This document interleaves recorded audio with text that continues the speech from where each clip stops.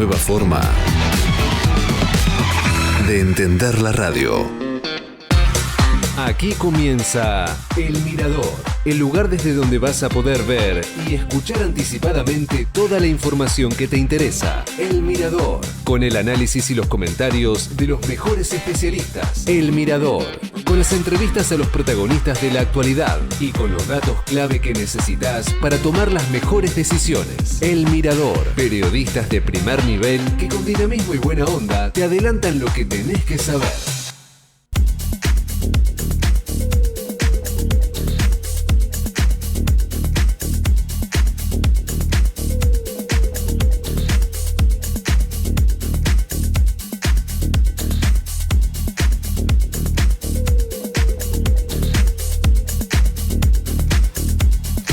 Muy buenos días, ¿cómo andan? Un minuto, pasó de las 10 de la mañana. Esto es El Mirador acá en Radio LED, un jueves más. Haciendo El Mirador en los estudios de Radio LED acá en Palermo, los muy lindos estudios que tenemos en esta radio.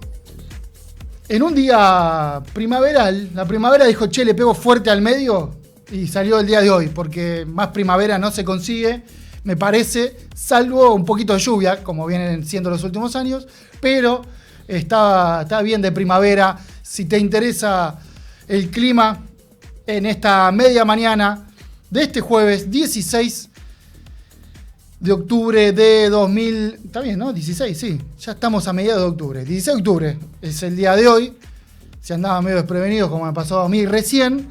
Estamos promediando el mes de octubre, momentos, obviamente unos días muy agitados en los, es decir, sí, en los mercados, pero me parece que en la economía del país, dónde se apoya, cuánto sustento tiene el plan económico, algunos interrogantes que quedan por momentos un poco más expuestos en los últimos días, por todo lo que pasó, el salvataje, rescate, ayuda, utilicen la palabra que quieran ahí, del gobierno de Estados Unidos al gobierno argentino, como quedó claro en los últimos días, y todo lo anecdótico y no tanto que ocurrió con toda iba a decir la primera línea del gobierno, pero no, fue el presidente Milei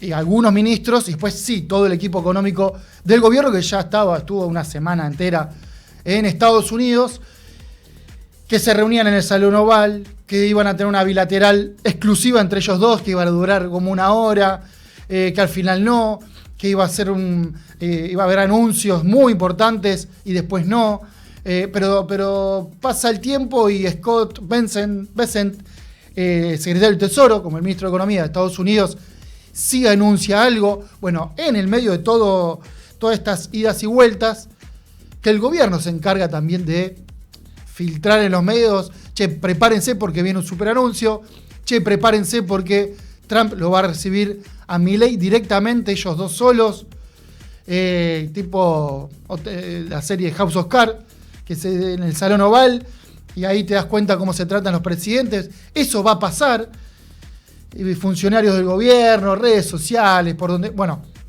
esa era la previa. Finalmente no pasó y estuvo esta especie de reunión, conferencia de prensa, por más que después pasaron al Salón Oval, Trump lo recibió en la puerta de la casa, sí, en la entrada de la Casa Blanca, cuando se bajó de los autos oficiales, bueno, todas las fotos, toda la serie de sucesos que vinieron pasando hasta el día de hoy, y en el medio, insisto, amagues, dichos, contradichos, idas y vueltas entre se viene el super anuncio que nos va a salvar eternamente che, están interpretando mal lo que dijo el presidente porque estaba hablando de las elecciones del 2027. Todo eso pasó en el medio. El gobierno muy preocupado para que no se interprete que lo que dijo Trump del rescate es sí y solo sí le va bien al gobierno en las elecciones.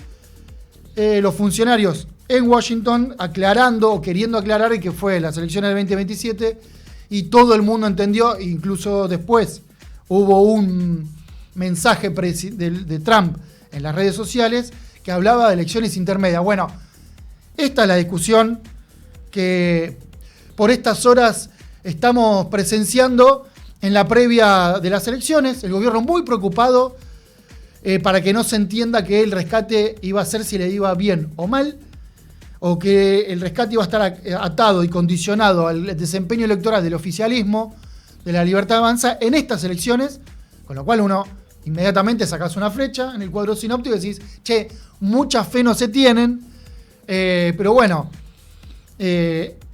¿cómo le irá al gobierno, a las distintas oposiciones?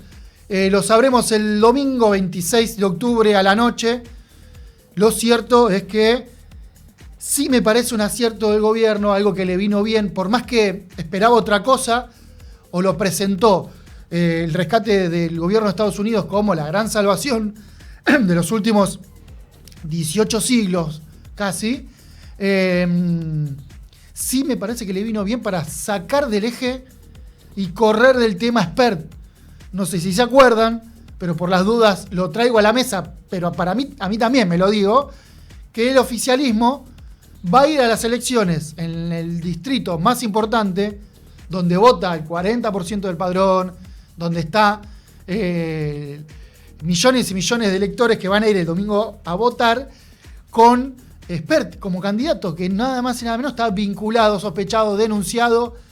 Veremos cuál es su suerte judicial, pero su suerte electoral hizo que esté vinculado con el narcotráfico, tenga que renunciar a su candidatura a la Comisión de Presupuesto, pedirse licencia como diputado hasta el 10 de diciembre de este año, pero no pudieron sacarlo de la boleta. Y me parece que el gobierno sí logró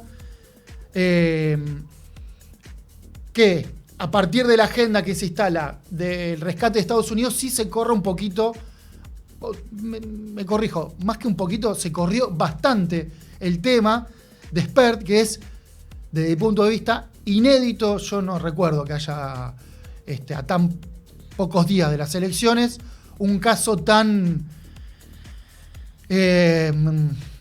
rimbombante, donde haya pruebas, donde el candidato tenga que mentir tanto tiempo hasta que renuncie, que ni siquiera tengan tiempo a cambiar las boletas, digamos, por donde todas las aristas que tiene el tema, el oficialismo, la Libertad Avanza hizo todo mal, pero bueno, parece que no va a ser el último tema antes del 26 de octubre.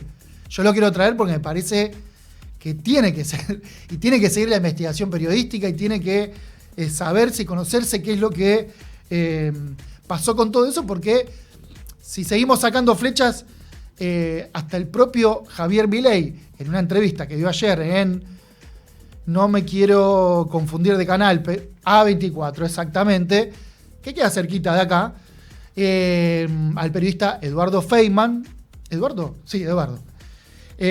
Feynman, que tuvo que hablar, le preguntó, muy atinadamente, le preguntó sobre SPERT, y el presidente Milei sigue insistiendo con la operación de prensa, etcétera, etcétera, etcétera. Me parece que estos son el último tramo de la carrera electoral. Vaya a saber qué pasa, qué puede llegar a pasar en la Argentina a partir de la semana que viene. Sí, en la último tramo, la última curva, antes de llegar a la recta final, la bandera cuadros en esta carrera, que son las elecciones medio término, tan particulares en la Argentina. No quería dejar de mencionar en esta apertura del Mirador, que también obviamente trae algunos datos económicos que acompañan esta semana, pero en cualquier otro contexto, el dato de 2,1 de la inflación hubiese ocupado mucho más espacio en la discusión pública, no solamente los medios, sino que lo hubiesen agarrado los candidatos, todo, pero como estamos hablando de Estados Unidos, de la fragilidad, de dónde se apoya el plan económico, de SPERT, el narcotráfico, el tema del inflacionario y obviamente salarios, queda un poco de costado.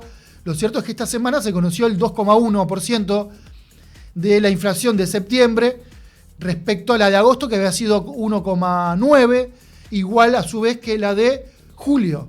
Junio, julio, agosto, septiembre, sí, ahí está. Julio, agosto, 1,9, ahora 2,1. Lo cierto es que los últimos 5 meses la inflación no bajó.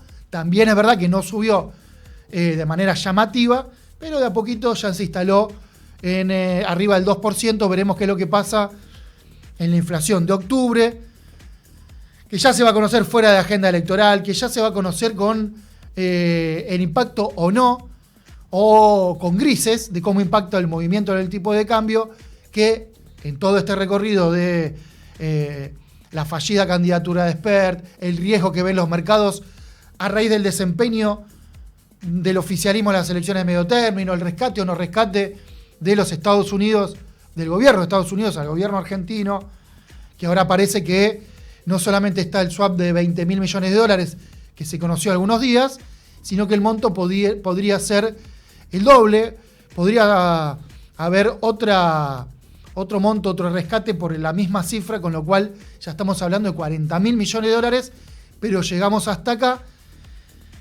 para hacer un análisis, porque al mismo tiempo el Ministerio de Economía ayer, en cuanto a también un tema económico que en otras semanas estuvo en las primeras líneas, tiene que ver con la deuda y si qué éxito tiene en la renovación de la deuda que hace el Ministerio de Economía a cargo de la Secretaría de Finanzas.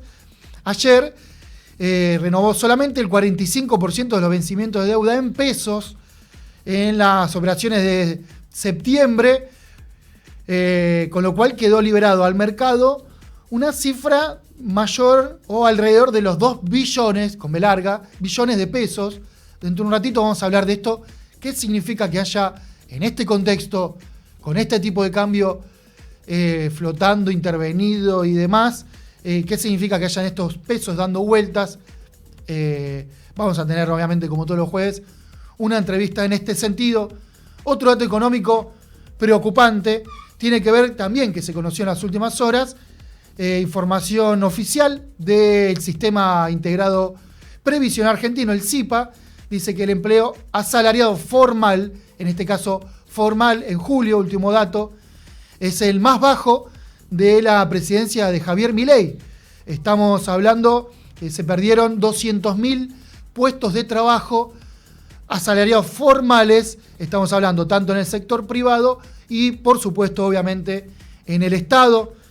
Como otro dato económico que me parece que está atravesando estos últimos días, porque estamos con esa mirada tan atenta en el sector financiero, en el déficit cero, en cómo está flotando el dólar en este piso, en este techo, cuánto es el rescate, cómo hace el gobierno para dejar de perder reservas o en algún momento de acá al 2027 si pueden sumar divisas, sumar reservas que son tan importantes en este contexto, pero el reverso de toda esta visión sobre el ancla cambiaria, financiera, está en la economía real.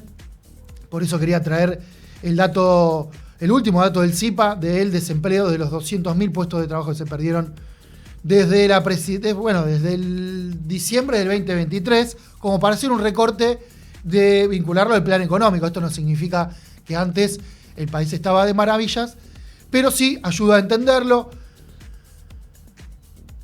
Lo otro que se va a hablar estos días, estas horas, o a partir de hoy, mejor dicho, con esta pausa, con este suspenso que le puse, en realidad estaba respirando, comienza el coloquio de IDEA en Mar del Plata. IDEA, si se te escapa, tiene que ver con las instituciones para el desarrollo de empresas. Se hace todos los años en Mar del Plata y una vez más, el presidente Milei, no va este año, no me acuerdo, ahora me fijo, no me acuerdo si el año pasado fue, tengo entendido que no fue Milei a hablar ahí a Mar del Plata, el coloquio de IDEA, donde se juntan, empresarios y CEOs relevantes de algunos sectores de la economía. Veremos también qué se dice, si hay algún reclamo o no, qué están viendo, por lo menos ese agrupamiento empresarial de los distintos agrupamientos empresariales que tiene el país. 10:15 de la mañana, en esta media mañana soleada, 23 grados 7 décimas la temperatura, al menos en el área metropolitana de Buenos Aires. día soleado, se va a mantener así hasta el fin de semana. Eso es lo que te podemos anticipar de lo que se viene. Pero acá, en la apertura del Mirador del día de hoy, llegamos en estos títulos, en este repaso, en este comentario. Y no se vayan porque esto recién comienza y dentro de un ratito, después de esta tanda, vamos a tener una entrevista sobre todo con una mirada en la economía. Los jueves, subite a El Mirador y observa lo que se viene desde la mejor perspectiva. ¿Reconoce mi voz? Soy yo, la Chiqui, la de los almuerzos, la de miles de frases que seguro conocen. Yo ya soy una leyenda y la leyenda continúa en la Shell. La Chiqui, la Shell, la de todos. Naturgy te recuerda que alterar las instalaciones de gas de la distribuidora o un medidor de gas representa un potencial alto riesgo para la seguridad de las personas y para sus bienes materiales, además de constituir un delito. Por ello, las instalaciones de gas solo pueden ser manipuladas por personal autorizado por la compañía. Si sos testigo o tenés conocimiento de estas irregularidades, te pedimos que hagas la denuncia. Si preferís en forma anónima al 0810-333-6862 o por mail a denuncias@naturgy.com.ar. Cuidémonos entre todos. Somos PAE, líder global de energía. Ofrecemos productos y servicios a la industria y estaciones de servicio. Nuestra producción de petróleo y gas abastece al mercado local y al de exportación. Producimos combustibles de máxima calidad en la refinería más moderna de Sudamérica. Invertimos, innovamos, crecemos. Somos PAE, energía para la industria. Subite a El Mirador. Te lo cuentan los mejores periodistas de cada sector. El Mirador.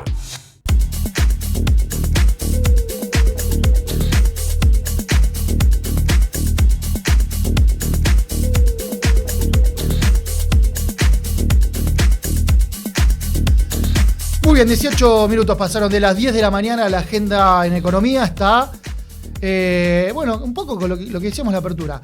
Los portales están expectantes, con títulos que apelan al suspenso porque parece que hubo un anuncio muy importante, y esto va con comillas, acuerdo muy importante, anuncio entre Estados Unidos y Argentina en base a un acuerdo comercial.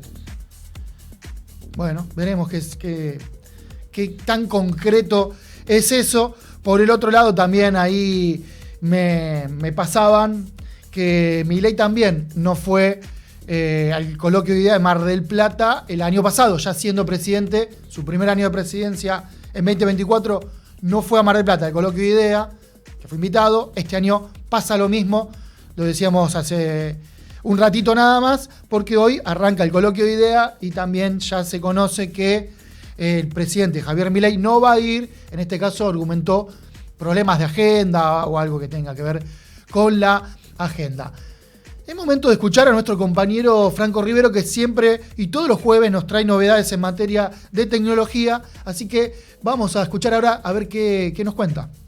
Bienvenidos a una nueva columna de tecnología aquí en el programa El Mirador por FM LED. Mi nombre es Franco Rivero y hoy vamos a hablar de un nuevo segmento en los teléfonos móviles, en los celulares, en materia de celulares, y es que tenemos los celulares tradicionales, los celulares de gama media, gama baja, gama alta. Hace un par de años incorporamos lo que son los teléfonos plegables y hoy tenemos que incorporar un nuevo segmento a este nutrido espectro de opciones que tenemos para elegir, que son los celulares gamers, los celulares pensados para jugar. ¿De qué se trata? Bueno, como primera medida hay varios en el mercado. Yo estuve probando la semana pasada uno de los mejores que hay, que es el Neo 03 GT de la marca Nubia, un teléfono muy pero muy completo, y la mayoría comparte más o menos las mismas impresiones del Nubia, que es una estética gamer, es decir, una estética muy, muy agresiva, con luces, algunos vienen con luces. El Nubia viene con las espaldas del teléfono, la parte trasera luqueada, como si fuese un videojuego. Está inspirado en el juego Free Fire. Desde la caja tenemos personajes del Free Fire, tenemos colores muy llamativos. pero además tiene algunas características que lo hacen únicos para jugar. Por ejemplo, un procesador gamer dedicado, tiene este Neo 03 GT de Nubia, un sistema de enfriamiento con cámara de vapor, es decir que cuando vos apurás el rendimiento, apretás el rendimiento del teléfono, como por ejemplo con un juego, no vas a tener problema de temperatura. Una pantalla de 6.8 pulgadas de Full HD OLED con una tasa de refresco de 120 Hz que realmente te permite jugar de forma fluida, sin cortes, a los últimos juegos del mercado. Tiene un muy buen brillo, con la pantalla OLED podés usar el teléfono, por ejemplo, en exteriores, con sol pleno, que no tenés problema, no tenés que andar subiendo el brillo para poder ver. Tiene también una batería de 6.000 miliamperios, que te permite jugar y utilizar para productividad, para conectar llamadas, mandar mensajes, usar redes sociales y llegar tranquilo al final del día. Para que se den una idea, los teléfonos normalmente tienen una batería de 5.000 miliamperios, 4.500, este tiene uno de 6.000. Esos 1.000 miliamperios más es un montón. Tiene una carga rápida de 80 watts, viene con cargador, cosa bastante extraña en esta época que incluya cargador directamente en la caja. Trae también auriculares, cosa aún más extraña porque las empresas no te incluyen absolutamente nada en la mayoría de los casos, y viene con una memoria de 256 GB de almacenamiento que te permite instalar todas las redes sociales, WhatsApp, juegos, etc. Es muy completo, está muy bueno y viene, vuelvo a repetir, a nutrir este nuevo segmento de teléfonos celulares para el mercado gamer que vamos a empezar a ver cada vez más opciones. Este Nubia Neo 03 GT ya está a la venta en el mercado argentino. Nos vamos a encontrar nosotros la semana que viene con más tecnología de consumo. Chao.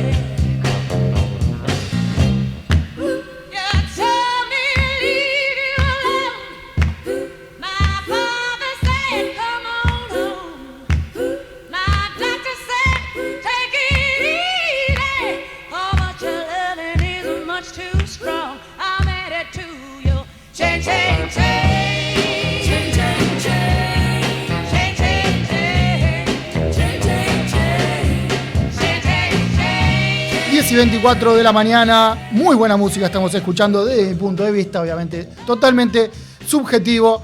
Como decíamos recién, es momento de hablar un poco de economía, de parar un poco la pelota, a ver qué es lo que está pasando en lugar de correr atrás de cuánto está el riesgo país, cuánto está el dólar. Vamos a intentar profundizar más en una mirada, alejando un poco el foco, alejando el zoom, para ver dónde estamos parados. Para eso estamos en comunicación con el economista Claudio Lozano, también candidato a diputado en la Ciudad de Buenos Aires por Unidad Popular. Claudio, ¿cómo estás? Muy buenos días.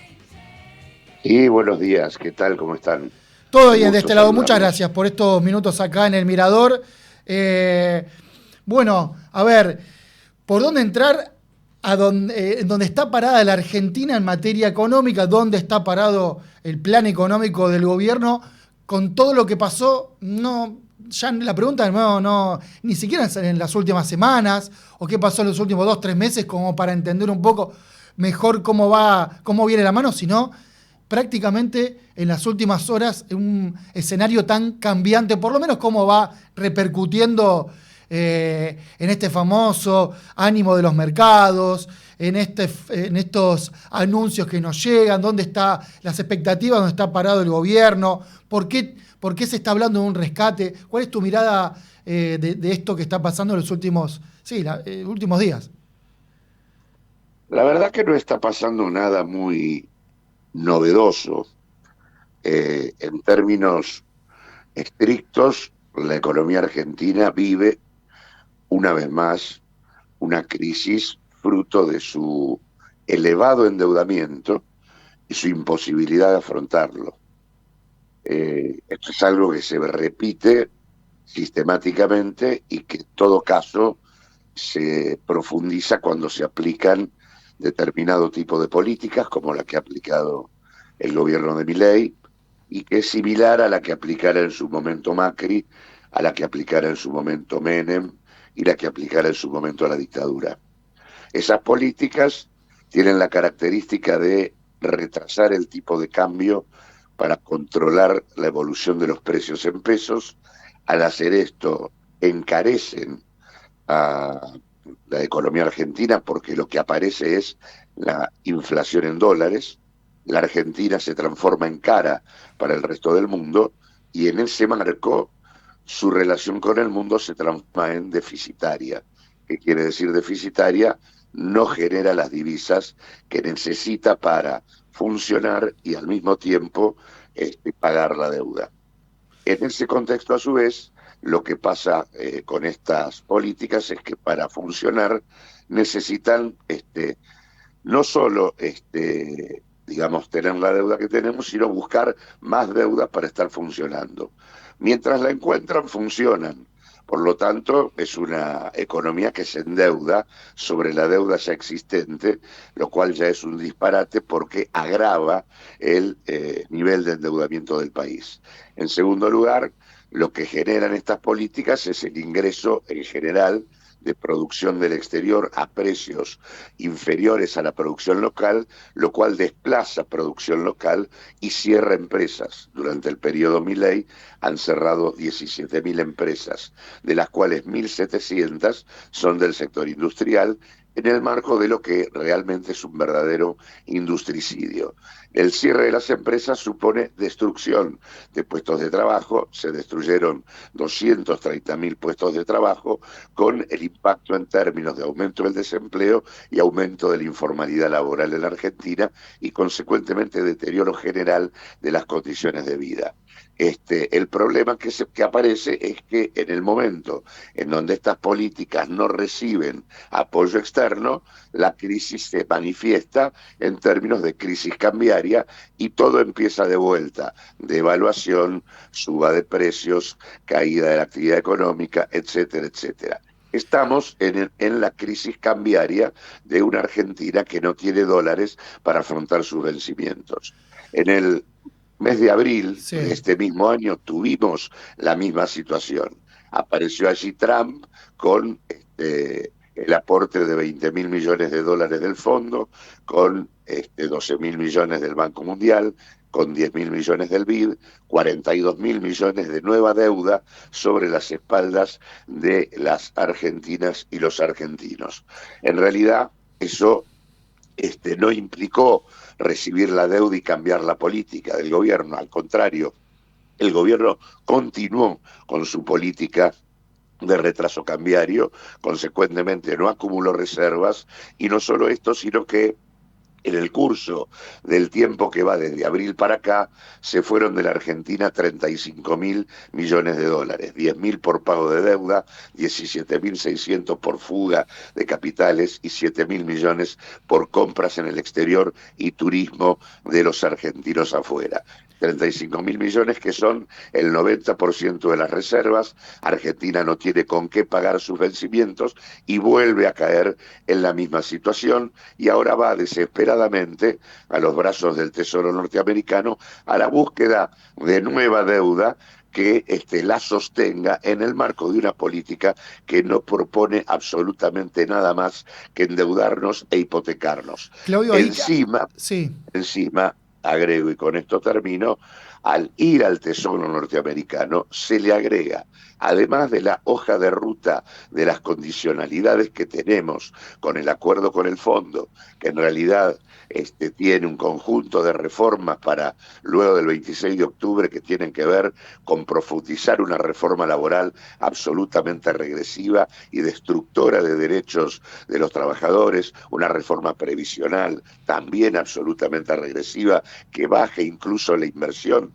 en un sistema previsional que ya paga haberes de miseria, sino que además ahora al ir al Tesoro lo que aparece sobre el escenario es una subordinación general, casi de carácter colonial, a los intereses geopolíticos, comerciales y financieros de los Estados Unidos, que básicamente tienen que ver con frenar la influencia china en la región y obviamente tratar de sacar a China de la Argentina. China es un socio comercial importante, un socio financiero importante.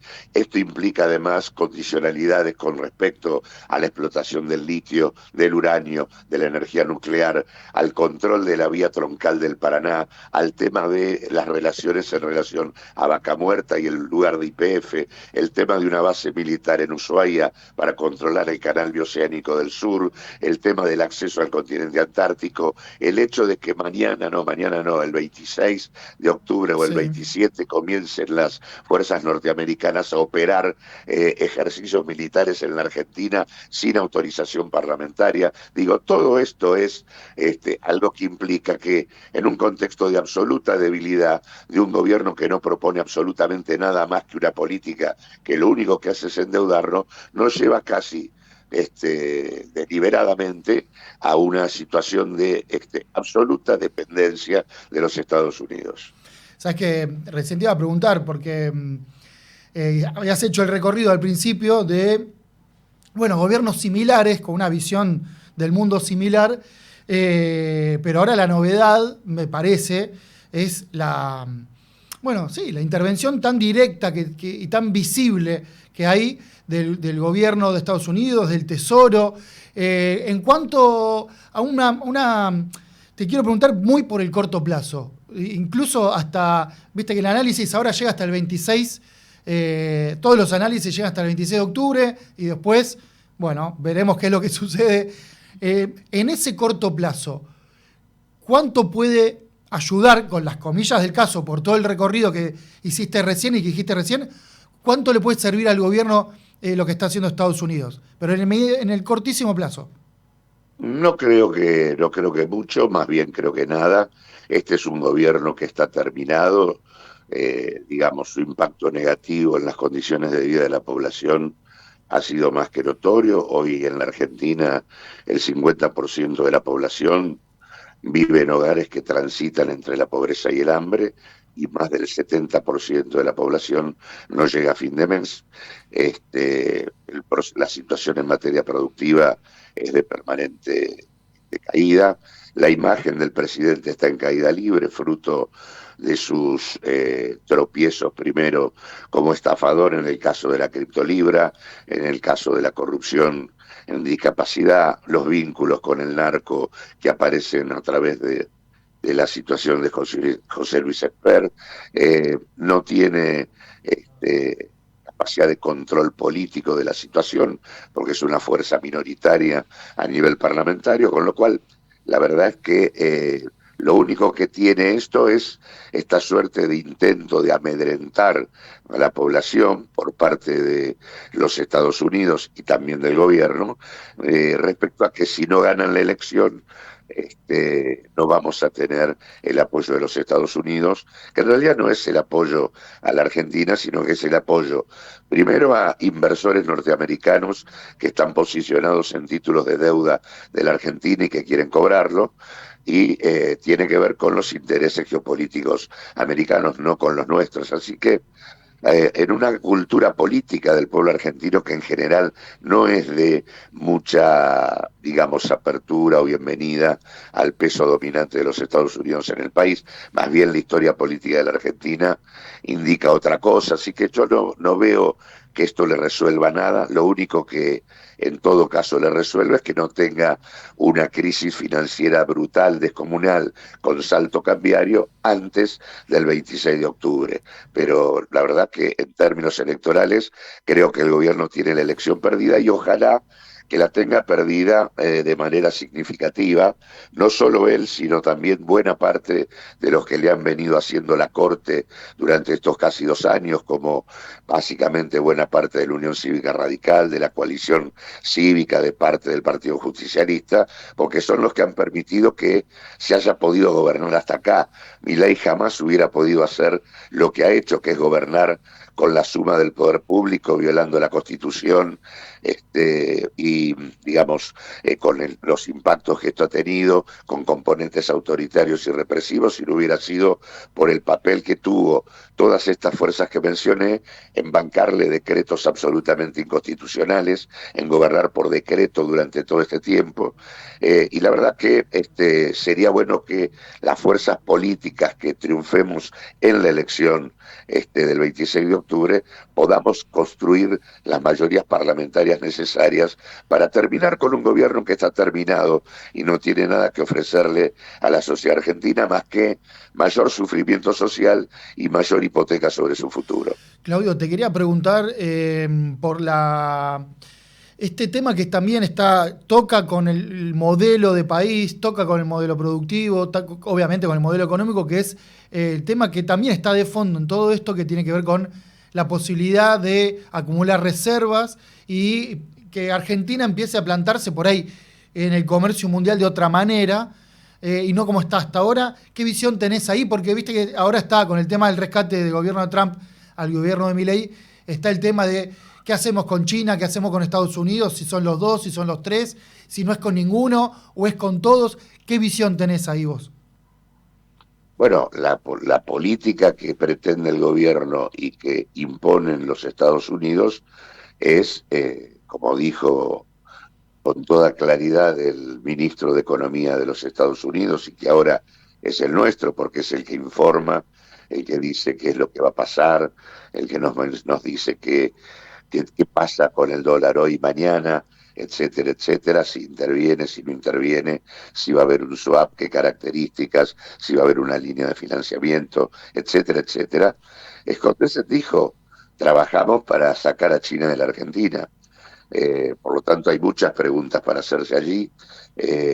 Básicamente la primera es qué sentido tiene esto para nosotros, sobre todo porque en el mundo el eje del comercio, de las finanzas, del desarrollo mundial, se está desplazando desde los Estados Unidos y Occidente hacia Oriente. Estados Unidos está perdiendo la carrera, concretamente con China, y por esa razón se repliega sobre América Latina intentando mantener su control sobre la región. Pero Argentina tiene con China relaciones y una economía muy complementaria, o sea, China necesita cosas que Argentina vende, a diferencia de los Estados Unidos. Nosotros con los Estados Unidos tenemos una relación de competencia, somos productores agropecuarios, productores de energía, al igual que los Estados Unidos. No tiene sentido económico, más allá de los componentes políticos, una asociación con Estados Unidos en ese aspecto. Argentina, por otra parte, es un país privilegiado por el lugar que ocupa, por la dotación de recursos naturales que tiene, por el tema de disponer de un canal bioceánico en el sur de la Argentina, por ser de carácter bicontinental y tener acceso al continente antártico, por ser uno de los países más extensos del planeta y con muy baja población. Es un país apetecido por las potencias. Lo que Argentina necesita es tener una política donde haya un proyecto de país en serio, con capacidad de decisión soberana, para poder aprovechar las múltiples oportunidades que nos da el hecho de que haya un mundo con varios polos de poder económico que están disputando entre sí, que es China, que es la experiencia de los BRICS, que es India, y demás, para poder establecer las mejores relaciones comerciales y económicas y poder poner en marcha lo que se destruyó en las últimas 5 décadas de la Argentina, que es el norte productivo e industrial que alguna vez tuvo nuestro país y que efectivamente permitió que nuestra sociedad viviera mucho mejor que lo que está viviendo en este momento. Así que Argentina necesita tener capacidad soberana de decisión para decidir sobre su futuro y no hipotecar su futuro en brazos de una potencia en declive cuyo único interés es subordinarnos y saquear buena parte de los recursos que nosotros hoy estamos disponiendo. Claudio, muchas gracias por estos minutos acá en El Mirador. No, al contrario, che, gracias a ustedes. Abrazo grande, pasaba. Entonces el economista Claudio Lozano, también candidato en estas elecciones a diputado nacional en la Ciudad de Buenos Aires por Unidad Popular.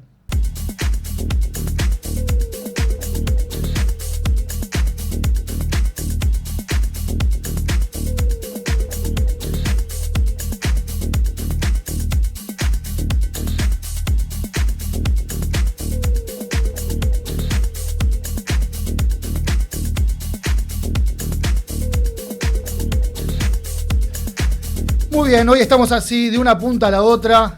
Recién hablábamos con Claudio Lozano y un poco de economía, un poco de visión del mundo también, previa a elecciones, etcétera.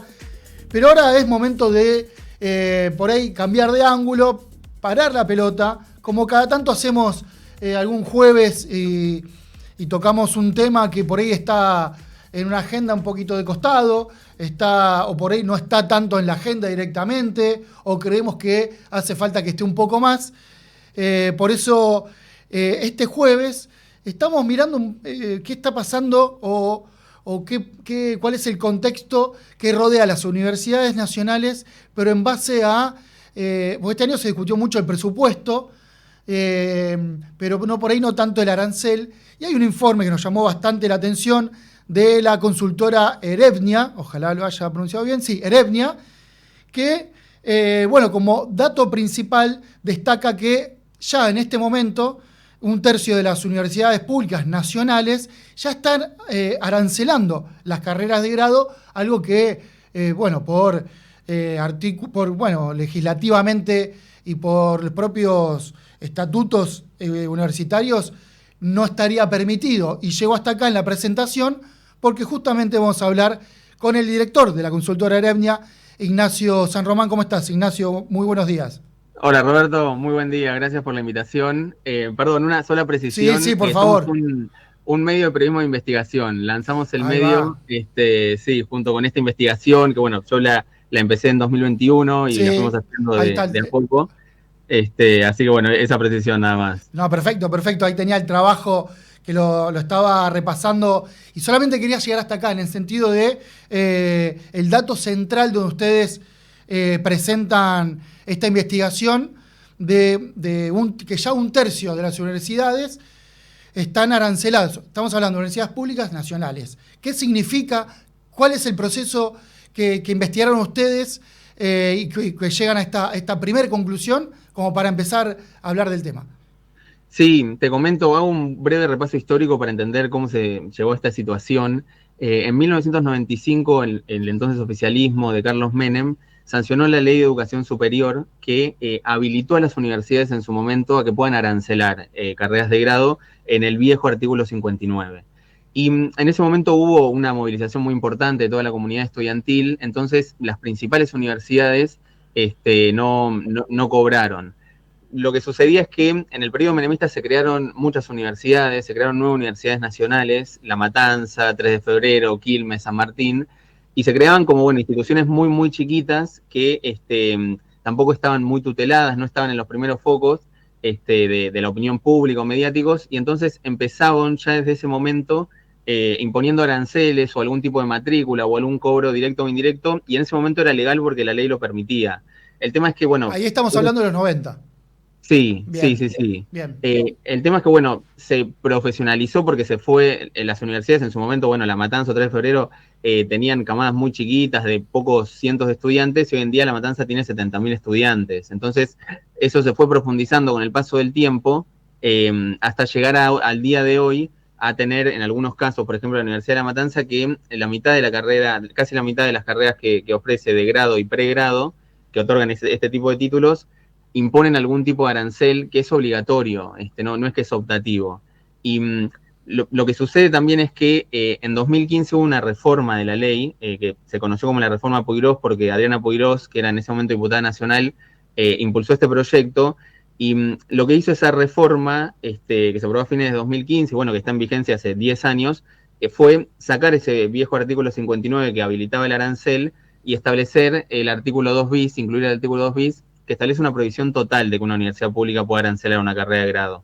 Entonces, hace 10 años que pasó a ser ilegal, el tema es que no se cumple, al menos en un tercio, que nosotros obtuvimos toda la información a través del pedido de acceso a la información pública, Sí. tuvimos que también judicializar en algunos casos porque no nos querían dar la información, y en eso hablamos de que son 23 universidades sobre el total de 62, y en eso, en estas 23 hay un poco de todo, hay casos más y menos graves. Nosotros nos focalizamos en 10 universidades que consideramos que son los casos más graves, porque bueno, las otras 13 establecen en alguna carrera puntual, son montos bajos, no lo pueden hacer, ¿no? Pero lo central está en las otras 10, porque por ejemplo en el caso de Lomas de Zamora y de 3 de febrero, las propias autoridades crearon entidades paralelas administradas por ellos mismos, por las que desvían esas carreras. Entonces está totalmente fuera del control de la universidad, lo cobran y arancelan a través de esas ¿Cómo sociedades. desvían? Perdón. ¿Qué significa Claro. desvían? ¿Aplican las carreras de grado? Sí, la universidad es un convenio con estas entidades que son ellos mismos. Nosotros en la página web y en el informe central que está en YouTube también mostramos todos los documentos, donde ellos hacen un convenio con esta sociedad paralela, que es una asociación civil, por ejemplo, que se llama Grafa, o la Fundación Atlántica.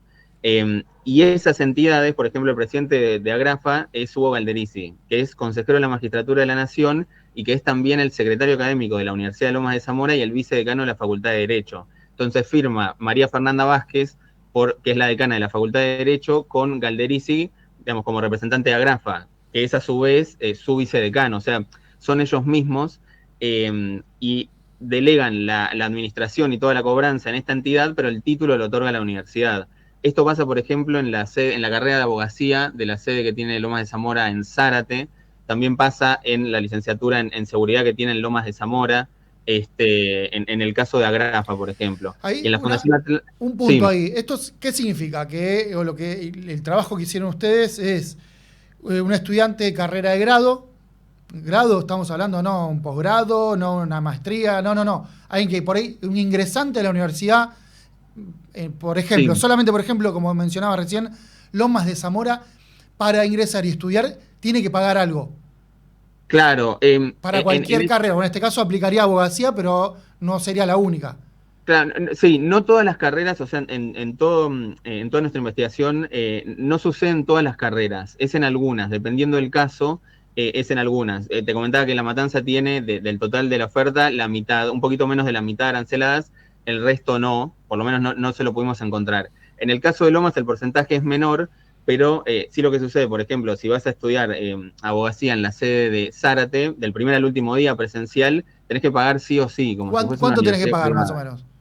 Bueno, el monto varía según el caso. Por ejemplo, la licenciatura en Seguridad e Higiene, que es el dato que tengo hasta el cuatrimestre pasado, estaba en 135.000 pesos por mes, que es un convenio que realiza la universidad con la Fundación Atlántica, que también son las propias autoridades, pero en este caso la Universidad de la Facultad de Ingeniería. Es la Universidad de Lomas, sede Zárate.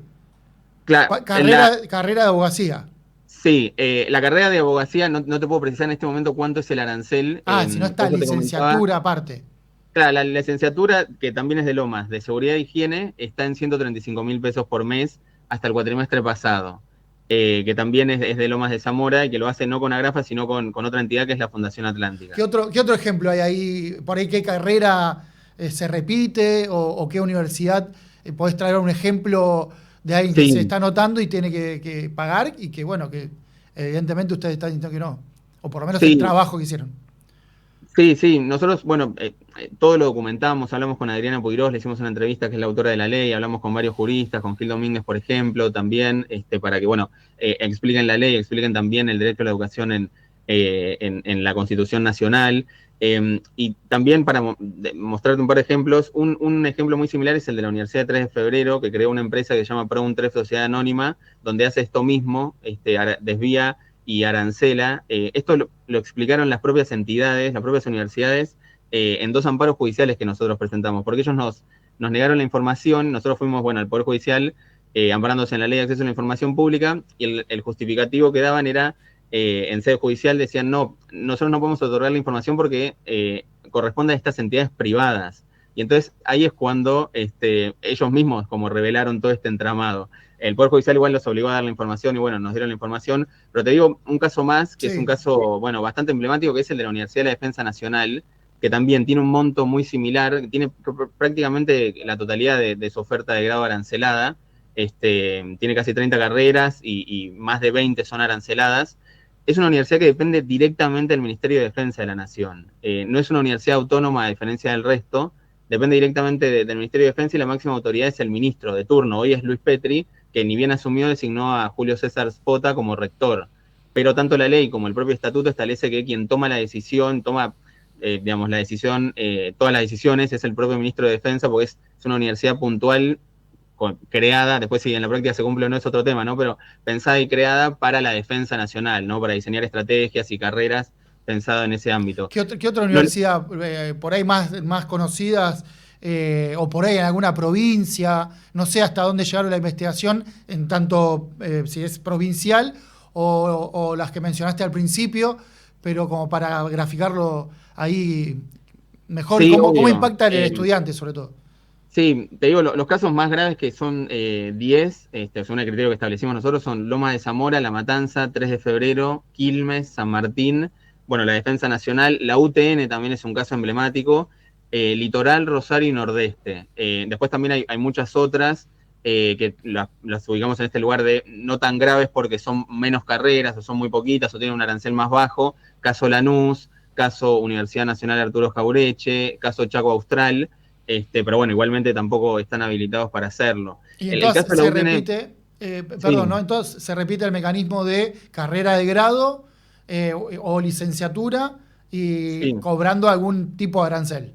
Sí, la investigación es sobre carreras de grado. En algunos casos también contamos el pregrado, que son las tecnicaturas, pero principalmente es nos focalizamos en grado, no es nada de posgrado, o sea, no hay maestrías ni doctorados incluidos porque es legal que cobren, ¿no? Claro, no está... por eso insisto con la diferenciación también para que está escuchando quede claro que una cosa es cobrar los posgrados, que ya se hace años, creo que siempre se hizo, décadas, y otra cosa es de grado, que es el foco donde ustedes pusieron ahí la atención, ¿no? Claro, sí, es muy importante esa distinción. Porque bueno, también la ley lo especifica muy claramente, que está prohibido cualquier tipo de impuesto, tasa, arancel o tarifa, lo cito textual, en cualquier carrera de grado, una carrera que otorgue un título de grado en una universidad pública nacional. Ignacio, y ahí te quería preguntar, que por ella, haciendo más una lectura que hagas respecto de esto. Esto es... en los últimos años, mencionabas el recorrido histórico de la investigación que hicieron ustedes, pero sobre todo ¿por qué? ¿Que es falta de presupuesto? ¿O no se explica necesariamente con la falta de presupuesto en las universidades públicas? Sí, bueno, es interesante la pregunta, tal vez puede dar tiene muchas aristas. Las universidades hubo muchas que no nos respondieron, otras que sí. Empieza, por lo menos nosotros lo podemos ubicar, al menos desde el regreso a la democracia, empieza con la ley de Menem del 95, que es una ley que escribió Juan Carlos del Bello, que bueno, fue su secretario de Políticas Universitarias, ocupó varios cargos. Ahí es cuando arranca, y cuando estas universidades creadas por el menemismo, pero otras históricas, Rosario Litoral, empiezan a hacerlo a partir de los 90 o de los 2000. Los argumentos son varios, ¿no?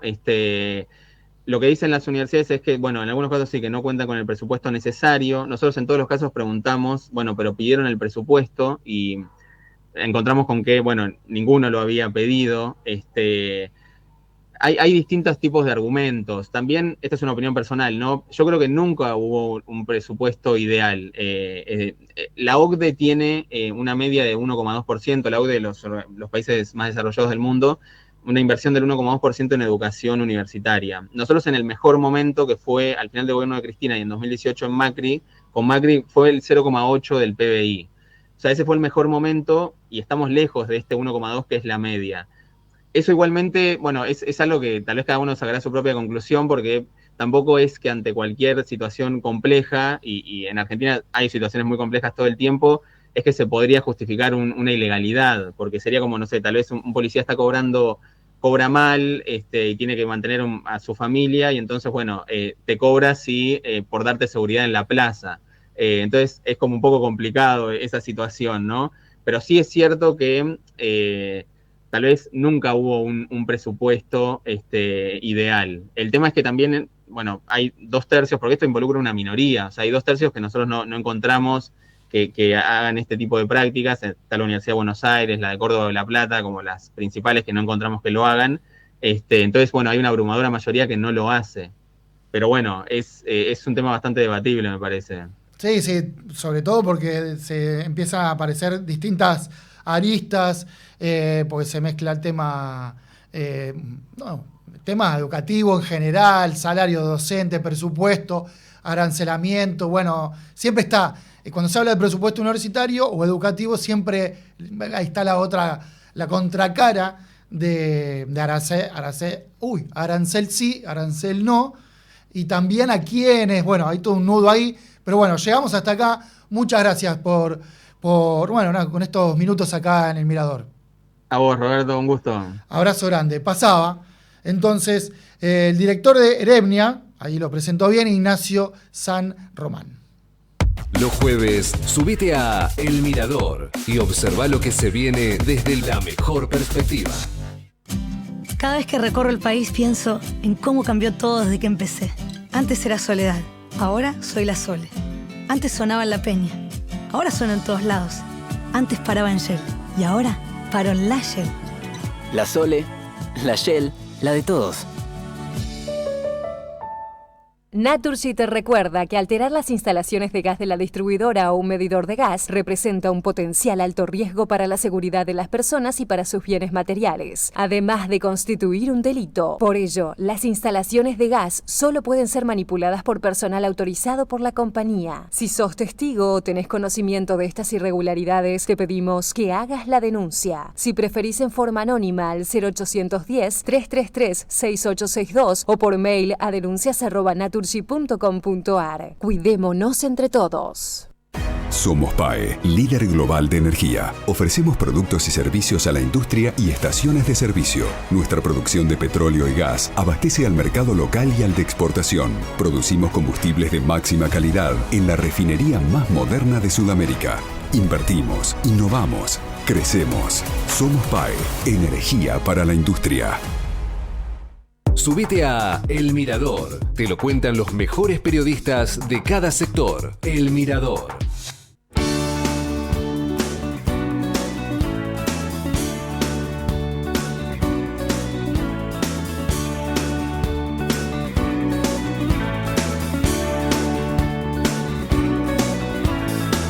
Muy bien, cierre del Mirador del día de hoy. Un minuto queda para, menos en realidad, para el cierre de la propuesta del Mirador del día de hoy. Muchas gracias y aprovecho y saludo. Hernán Abella en los controles, Sol Montero, Jorge Figueroa en la producción de este programa que va acá en Radio LED todos los jueves de 10 a 11 de la mañana, intentando aportar un poco por dónde pasa la agenda en materia económica, y cada tanto salimos y paramos la pelota en otros temas. Lo hemos hecho en el litio y hoy lo hemos hecho en el sector nuclear, lo hemos hecho en algunos otros, en las pymes, y hoy tocó en el sector de las universidades, pero con la arista particular de el arancel que siempre es un tema que está relacionado al presupuesto. En punto, 11 de la mañana, Desde acá los saludamos, que tengan una muy linda semana y sobre todo un muy buen fin de semana. Chau. Esto fue El Mirador, el lugar desde el cual podés ver en forma anticipada lo que sucederá en el mundo de los negocios, las finanzas y el agro. El Mirador, otra producción de Séptimo Cielo. Somos Radio en Vivo.